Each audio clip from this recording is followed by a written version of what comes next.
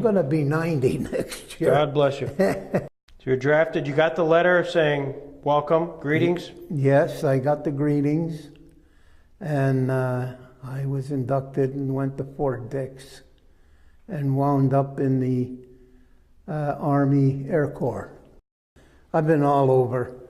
I've been to Alaska, I've been to Japan, Korea. I have 23 years in the say, Air Force. In 1947, the Army Air Corps, or the Army Air Forces, in 1947 changed to the U.S. Air Force. What would you do there in the Army Air Corps? Security. I started out as a military policeman, air policeman, security policeman, and all the time I was in there was all security. So what did you do in that role? I was a motorcycle MP for a while, and mostly town patrol. So were you looking to protect not only the assets, but also the personnel as well? Yes, sir. So you're the guy that's the MP who's running around when some of the Army Air Corps gets out of control, you're the guy? I was a nice guy, though. Really? We took care of them. Okay. We weren't there to get them in trouble or anything. A lot of them, I remember we had a cook that every payday got out of his mind, and we used to take him, put him in our lockup, and then take him back to the base. He was no trouble, and he was a good guy. We didn't try to get anybody in trouble. But there must have been people who did get into trouble. Oh, yeah, you have a few guys that think they owe the world a living or something, and they get tough. But then we had a remedy for that too. Which was? Well, we would put him behind bars. In the brig? Yeah, put him in the brig. Wound up in a guardhouse, We had an old-timer that was a little bit on the soft side, and he passed it on to us. Okay. So you just want to make sure nobody got hurt? Oh, definitely. Yeah. We were all on the same team, so yeah, there was no sense in hitting a comrade. I remember many times they'd wake me up in the middle of the night and say, you better get the old man, and so is in jail, and you got to go to court tomorrow morning. And 99 times out of 100, even the judges were, depending on where we were, lenient with that.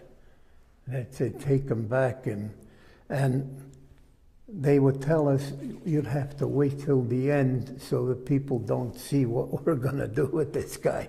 Yeah. And they would let him go into our custody, and we'd take him back to the base.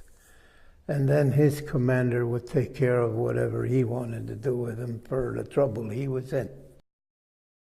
Part of your Army Air Corps, you found yourself in the Aleutians. Yes, I was in Alaska, Anchorage, and it was winter time when I was there. A lot of snow and a lot of wind. Well, there wasn't really much to do when I was in Anchorage. Every second door was a gin mill, and in between there was a liquor store. But that was only part of Alaska. Now, what time period would you have been in? A 43, 44 time period, Dick? Yeah. Yeah. How long were you there? For about a year. And then after the Aleutians, then where did you go? Rapid City, South Dakota. Oh, so were you there when the war ended? Oh, yeah. Okay. Oh, yeah. Well, what was the reunion like? Well, it's a real family reunion, you know. I had gotten married when I was in South Dakota, and I came home, got married, and brought my wife to South Dakota with me, and we spent a year, about a year there. And I was up for discharge, and I worked out of the police station there. And I used to go hunting and fishing with the sheriff and the chief of police and the guy that was in charge of the town patrol, and state patrol. And when I was up for discharge, I could have had a job as a deputy sheriff or a city policeman. So we packed up our stuff and paid our apartment rent in advance because I wanted to come back. But once we got home and my wife got to Mama, there was no way we were going back. Is that right? No. Well, when I got discharged, I joined the Air National Guard Okay. in Niagara Falls, the 107 TAC Fighter Squadron. And I got activated twice. Once because of the Pueblo incident, and another time because I guess the government wanted to see what the Air National Guard could do. And we stayed stateside that time. When you were in Korea, what was Security again. security? I was the NCO in charge of base defense.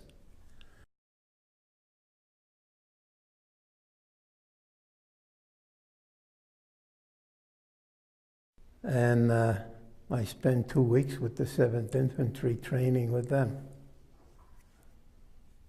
And came back, and we had to set up fortifications and all.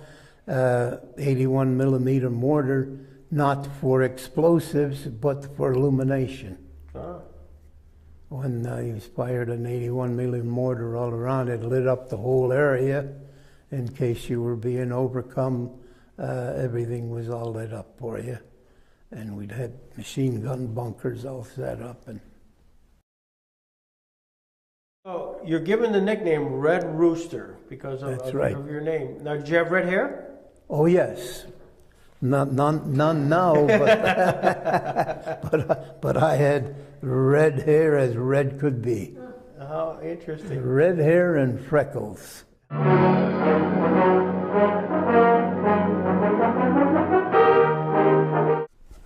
There we go. That's perfect. Look, I carved that. you hand carved it. I hand carved that. Whoa. That was the 70th anniversary of the Doolittle Raiders. It says here that you got the idea to commemorate veterans while you're at the War Vets. What inspired you there? You're sitting at having dinner at the War Vets. They had those plaques that you see there. Right? They just paid $2,700 to some guy that carved them, and they were all on the wall. And I just sat there looking at them, and I said, "I gotta do that." What's the question that most people would ask Dick Kogut, or that you would expect that I would ask you during a World War II thing? He's nuts. I know that. But I'm telling you, I'm a red, white, and blue guy. Let me tell you, when I was, I'm a trustee over at the village of Celeron, and I wanted to start a flag fund. And to start that flag fund, I donated my next year's salary to the flag fund. And that started it off. And a lady come up and threw a 20 and another 20, and a guy come up and threw a $100 bill down. And before you know, we have 61 flags in Celeron. Any utility pole that has a light has a flag on it. And my street, I live on Conowongo on a corner of Livingston. Conowongo, everybody on my side of the street has got a flag on their porch. You self-taught? Yeah. Wow. How long does it take if a normal, I mean... Little bit today, little bit tomorrow. You might miss a day, and then you come back and wake up for it by staying up till 1 o'clock, 2 o'clock in the morning. I can't sleep much, so a lot of my work is done between about 1, 2 o'clock in the morning to about 4, and that's when I go back to bed. Yeah. Like, how long would this take? Well, that took a while, and you don't know that, but that was all done in pieces, the 2 wings and then put together and glued all together and painted. And then it's on cloth, and it's decoupaged, and you can't tell. Well, this is great, Dick. Thank you. Thank you for your time and just effort. All right, we're going to get one more.